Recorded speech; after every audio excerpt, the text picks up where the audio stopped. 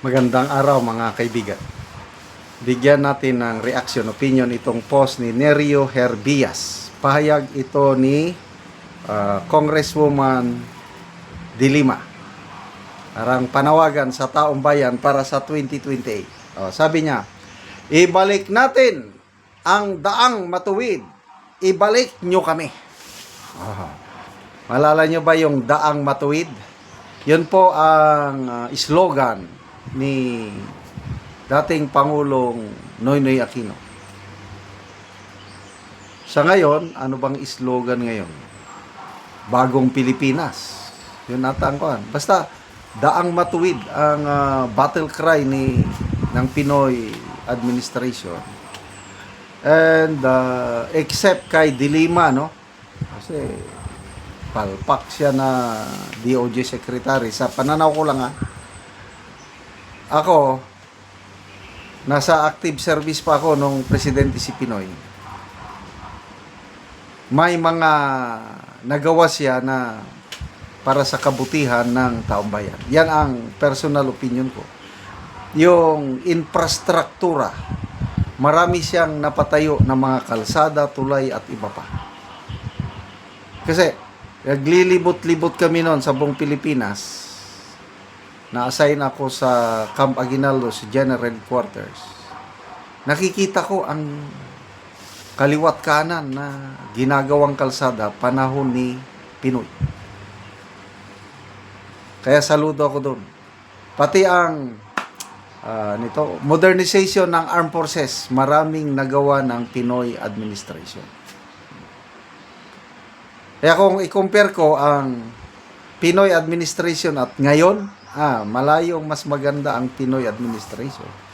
Kasi sa pag-alis ni dating Pangulong Aquino as President, mataas-taas ang kanyang rating nasa 68%. Kaya mataas yun. Si Pangulong Duterte naman, 81%. So parehas silang mataas. Kaya yung build ni Tatay Digong, itinuloy lang niya yung infrastructure projects ng Aquino administration. Kaya okay ako sa nagawa ng Pinoy administration. Personal opinion ko lang ito kaya lang kung sa ngayon ibabalik natin sila, hindi. Ibig sabihin nito ni Congresswoman Dilima, kung sino ang kandidato ng Dilawan, ibalik nyo kami. Talonin nyo muna si VP Sara. Bago kayo makabalik, dumaan muna kayo sa fair and square nga labanan. May nabasa akong post na pahayag ni Congresswoman Dilima, kung magtagumpay tayo na ma-impeach si VP Sara, ang pinakamalakas na kandidato ay si Risa Hontiveros na. Kaya doon pa lang sa kanilang statement na ganon, klarong-klaro na ang mga ginagawa nila sa impeachment is purely political. Hindi talaga yung transparency, accountability. Natatakot lang sila na mananalo si VP Sara. Dahil once nga nakaupo ni VP Sara, tapos ng malaligayang araw nila. Si Ronald Llamas mismo ang nagsabi, pag hindi natin na-impeach si VP Sara ngayon, wala na. Next year, 2027, maglilipatan na ang mga politiko sa winnable na presidential candidate, and si VP Sara yan. Kaya pag umupo si VP Sara as presidente, tapos tayong lahat, sabi ni Ronald Llamas, which I agree. Buburahin ni Sara ang mga political families dyan. Example, Marcos, mabubura. Romualdez, mabubura. Sino pa? Aquino, mabubura. Dilima, Hontiveros, mabubura. Yan ang pahayag yan ni Mr. Ronald Llamas, at natatawa ko dahil tama. Kaya takot na takot sila. They are doing their best para ma-impeach nila ngayon si VP Sara. Tingnan natin ang nag-react ko. 7,000 400 ang nag-react, 7,100 ang tumatawa, 120 ang galit, 104 lang ang nag-like. Sorry po, Congresswoman De Lima. Parang nawalan na ng asim ang Dilawan. Kaya, ang naisip na ng Dilawan, kain suka. Kailangan daw makipag-alyansa sila sa Marcos para mas mataas yung chances nilang manalo laban kay VP Sara. Which is, totoo naman. Agree ako. Si ex-Senator Trillanes, yan palagi ang sinasabi niya. One-on-one daw ang labanan sa ano.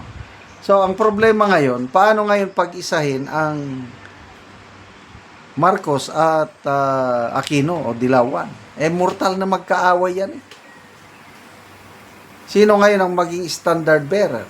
Itong si Trillanes, masyadong positive thinker na si Risa Cuno ang magiging standard bearer.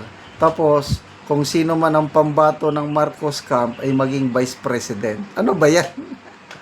Kung ako ang nasa Marcos camp, kung mag-aalyansa man, dapat ang maging presidente yung galing sa administrasyon. Example, si John B. Cremulya.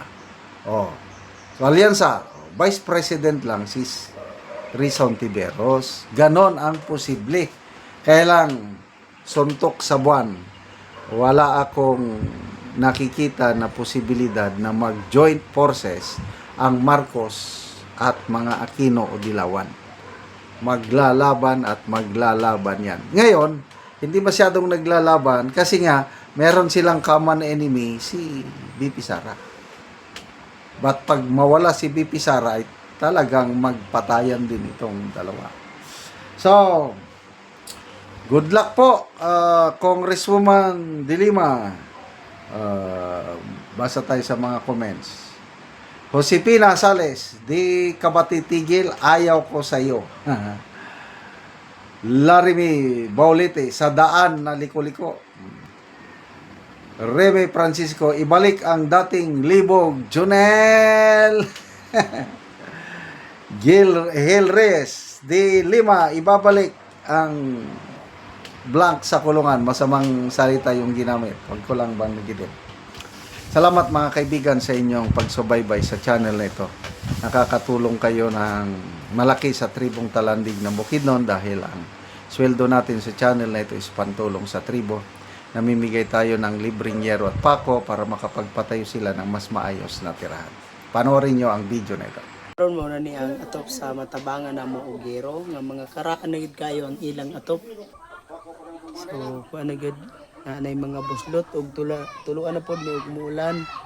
So ila lang gani gibutangan na lang og habol para nga kung muulan dili kayo sila matuluan.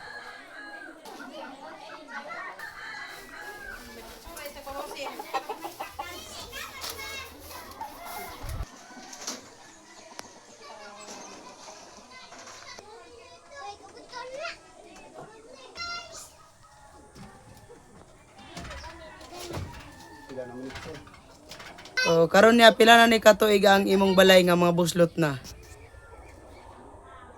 Pito naman katuig mo. Pito na katuig. So dugay-dugay na gyud. Oo, so unsay kuan ngano man niya sa pito na katuig wala mo nakapalit og gero para lang nga mapulian ang inyong atop. Oh, tungod gid sa kalisod. Tungod sa kalisod, Gamo sa rabi ta. Gamo. Adlaw ra og 200 ang adlaw kagay. 200 ang adlaw. So kuan lang gyud dito lang gyud sa pagkaon lang mataman. Pagkaon. Oo. So naa kay kuan niya kanang estudyante nga naga-eskwela pa karon. Na Naa. So pila ka buok imong estudyante? upat. Upat. So kulangon pa gid ang tag 200 nga adlawan nimo. Ulang gyud. Oo, so walay na budget para sa yero. Wala gyud. Oo. Nung nga gitabangan ko ninyo. Oo. Nakatupra gid ko sa akong sin nga pila na katuig. Oo. Salamat po sa nagtabang sa kuha. Oo, lagi. Nga dili na kaya maulanan. Di na gyud. Lagi. Asa man imong asawa karon niya? Naglakaw man. Naglakaw siya.